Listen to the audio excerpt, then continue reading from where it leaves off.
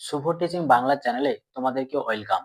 যারা এবছর অর্থাৎ 2025 সালে যারা মাধ্যমিক দেবে তাদের জন্য এই ভিডিওটা বিশেষ করে।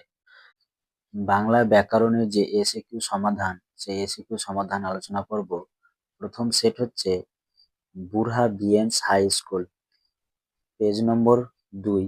এই 2 নম্বর পাতায় যে ব্যাকরণ অংশ, সেই ব্যাকরণ অংশের সমাধান নিয়ে আলোচনা করব। পেজ 2, 2-4, 2-4 একের প্রশ্ন হচ্ছে যে তির্যক বিভক্তি কাকে বলে। তাহলে তির্যক বিভক্তি কাকে বলে? যে বিভক্তি একাধিক কারকে ব্যবহৃত হয় তাকে তির্যক বিভক্তি বলে। যেমন এ বিভক্তি।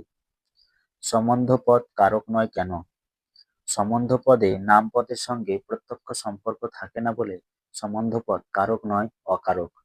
যেমন শিক্ষকের উপদেশ পালন করো, এখানে শিক্ষকের হচ্ছে সম্বন্ধ পদ।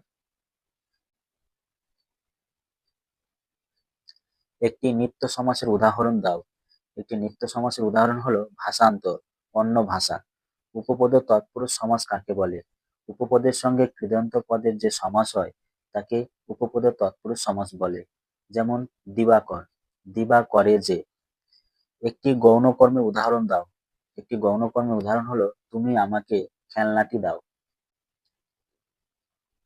সূর্য পশ্চিম দিকে উদিত হয়। বাক্য নির্মাণের কোন শর্ত এখানে লঙ্ঘন করা হয়েছে? বাক্য নির্মাণে কোন শর্ত এখানে লঙ্ঘন করা হয়েছে? যোগ্যতা। নদীর ধারে তার জন্ম হইয়াছে, কর্তৃবাচ্যে পরিণত করো। নদীর ধারে সে জন্ম লইয়াছে। বাবুটির স্বাস্থ্য গেছে, কিন্তু শখ 16 আনাই বজায় আছে। সরল বাক্যে পরিণত করো। বাবুটির স্বাস্থ্য গেলেও শখ 16 আনাই বজায় আছে। চরণ কমলের ন্যায়। ব্যাস বাক্যটি সমাসবদ্ধ করে সমাসের নাম লেখো। চরণ কমল, উপমিত কর্মধারয় সমাস। প্রযোজক কর্তার একটি উদাহরণ দাও। মা শিশুকে চাঁদ দেখাচ্ছেন, এখানে মা হচ্ছে প্রযোজক কর্তা। 2 নম্বর সেট সমাধান আলোচনা করব। স্কুলের নাম হচ্ছে রবীন্দ্র বিদ্যাপীঠ হাই স্কুল। এই রবীন্দ্র বিদ্যাপীঠ হাই স্কুলের যে এসিকিউ ব্যাকরণ অংশ, সেই ব্যাকরণ অংশ নিয়ে আলোচনা। প্রথম প্রশ্ন হচ্ছে পেজ 5। প্রথম প্রশ্ন হচ্ছে পদাশ্রিত নির্দেশক বলতে কি বোঝো? টি, টা, টুকু, খানা, খানি, জন প্রভৃতি কতগুলি শব্দ বা শব্দাংশ আছে যেগুলি বিশেষ্যের সঙ্গে সংযুক্ত হয়ে যায় এবং বস্তুর গুণ বা প্রকৃতি নির্দেশ করে। এইরূপ শব্দ বা শব্দাংশকে পদাশ্রিত নির্দেশক বলে। একটি শূন্য বিভক্তি ও একটি তির্যক বিভক্তির উদাহরণ দাও।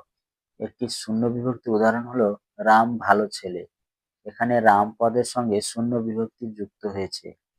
একটি তির্যক বিভক্তির উদাহরণ হলো তিলে তেল হয়, এখানে তিলে পদের সঙ্গে এ বিভক্তি যুক্ত হয়েছে। বিগ্রহ বাক্য কি? সমস্ত পদের বিশ্লেষণ করে সমাসের অর্থটি যে বাক্য বা বাক্যাংশের দ্বারা ব্যাখ্যা করে দেখানো হয় তাকে বিগ্রহ বাক্য বা ব্যাস বাক্য বা সমাস বাক্য বলে। অলপ বহুব্রীহি সমাসের উদাহরণ দাও। অন্তরে বিষ, অন্তরে বিষ যার।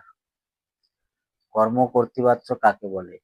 যে বাচ্যে কর্তৃপদ থাকে না, কর্মপদই কর্তৃপদের মতো কাজ করে বলে মনে হয়, তাকে কর্ম কর্তৃবাচ্য বলে। যেমন বাঁশি বাজে। ওরে গোফরা, বাড়ি আছিস নাকি? নিম্নরেখ পদটির কারক নির্ণয় করো। ওরে গফরা সম্বোধন পদের শূন্য বিভক্তি। তোরা সব জয়ধ্বনি কর, এটি কোন বাচ্যের উদাহরণ? কর্তৃবাচ্য। সাপেক্ষ অব্যয় পদ কোন ধরনের বাক্যে ব্যবহৃত হয়? তাহলে সাপেক্ষ অব্যয় পদ ব্যবহৃত হয় জটিল বাক্যে। অব্যয়ীভাব সমাস কাকে বলে? যে সমাসে পূর্বপদ অব্যয়ের সঙ্গে পরপদ বিশেষ্যের মিলন ঘটে এবং পূর্বপদ অব্যয়ের অর্থ প্রধানরূপে প্রতীয়মান হয় তাকে অব্যয়ীভাব সমাস বলে। যেমন উপকণ্ঠ কণ্ঠের সমীপে। কোন বাক্যের পদগুলিকে সঠিকভাবে সাজানোকে কি বলা হয়? কোনো বাক্যের পদগুলিকে সঠিকভাবে সাজানোকে বলা হয় আসত্তি। এরপরে যে পেজ 7, যে স্কুলের নাম হচ্ছে রানী বিনোদ মঞ্জুরি গভর্নমেন্ট গার্লস স্কুল। এই সেটের আমরা আলোচনা করব। চলো পেজ 7 যে ব্যাকরণ অংশ, সেই ব্যাকরণ অংশ আমরা দেখে নিই। প্রথম প্রশ্ন হচ্ছে, অধিকরণ কারকে তে বিভক্তির একটি উদাহরণ দাও। ফুলেতে গন্ধ আছে। এখানে ফুলেতে, এখানে তে বিভক্তি ব্যবহৃত হয়েছে। সমধাতুজ কর্মের একটি উদাহরণ দাও। এখন এক ঘুম ঘুমিয়ে নাও। এখানে ঘুম হচ্ছে সমধাতুজ কর্মের উদাহরণ। মধ্যপদলোপী কর্মধারয় সমাস কাকে বলে, উদাহরণ দাও। যে কর্মধারয় সমাসের সমাসবদ্ধ পদে ব্যাস বাক্যের মধ্যবর্তী ব্যাখ্যাধর্মী পদটি লোপ পায় তাকে মধ্যপদলোপী কর্মধারয় সমাস বলে। যেমন সিংহ চিহ্নিত আসন, সিংহাসন। শতাব্দী, ব্যাস বাক্য সহ সমাসের নাম লেখো। শতাব্দী, শত অব্দের সমাহার, সমাহার দ্বিগু সমাস। শর্ত সাপেক্ষ বাক্যের উদাহরণ দাও। যদি মন দিয়ে পড়াশোনা করো তাহলে পরীক্ষার ফল ভালো হবে। অসুস্থ ছিলাম তাই আমি গতকাল আসতে পারিনি। সরল বাক্যে রূপান্তরিত করো।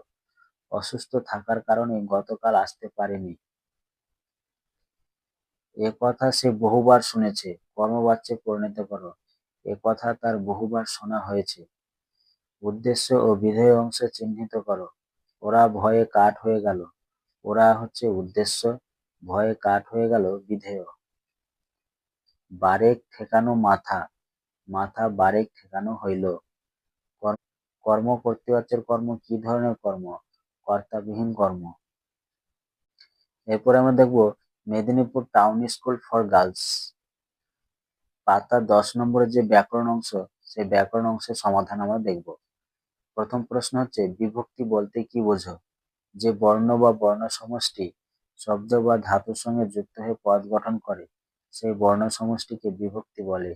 যেমন অ, কে, এর প্রভৃতি।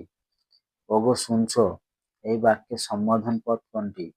ওগো হলো সম্বোধন পদ, কারণ এই পদের মাধ্যমে কাউকে ডাকা বা আহ্বান করা বোঝাচ্ছে, তাই এটি সম্বোধন পদ। সন্ধি ও সমাসের একটি পার্থক্য লেখো। সন্ধিতে পরস্পর সন্নিহিত দুটি ধ্বনির মিলন ঘটে, অপরপক্ষে সমাসে পরস্পর অর্থ সম্পর্কযুক্ত দুই বা ততোধিক পদের মিলন ঘটে। চন্দ্রমুখী, ব্যাসবাক্য সহ সমাস নির্ণয় করো।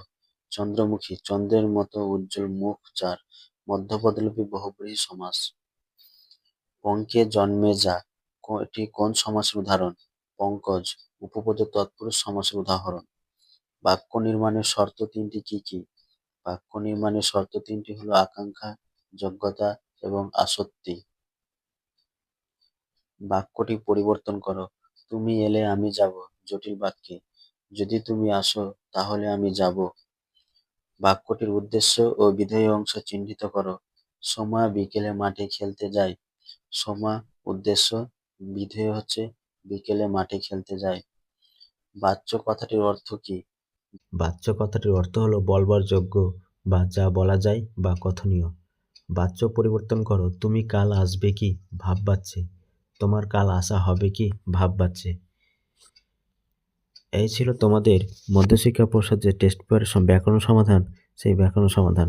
যদি তোমাদের ভালো লাগে তাহলে অবশ্যই লাইক, কমেন্ট, সাবস্ক্রাইব করে পাশে থাকবে।